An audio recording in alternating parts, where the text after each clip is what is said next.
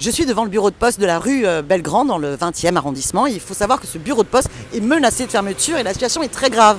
Parce qu'en fait, il ne nous reste plus que 8 bureaux de poste de plein exercice dans le 20e arrondissement. Aujourd'hui d'ailleurs, dans toute la France, il n'y a plus que 5300 bureaux de poste de plein exercice alors qu'il y en avait 8414 en 2017.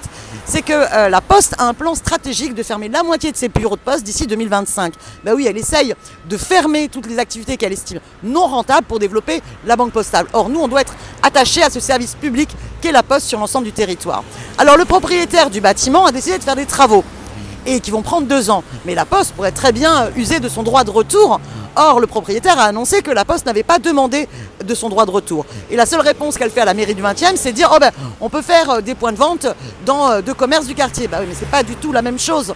Et sachez que on a par ailleurs, par exemple sur le bureau de poste du boulevard Mortier, déjà des dysfonctionnements problématiques. Alors, il y a eu à l'initiative du groupe communiste, que je salue, un vœu qui a été adopté à l'unanimité du conseil d'arrondissement du 20e, dans lequel eh bien, la mairie de Paris, la mairie de Paris et la mairie du 20e arrondissement se sont engagés à proposer des solutions pour la Poste. Par exemple, une possibilité de se localiser rue de Bagnolet, non loin d'ici, ou bien de réfléchir et de travailler avec la RATP qui a une emprise juste en face.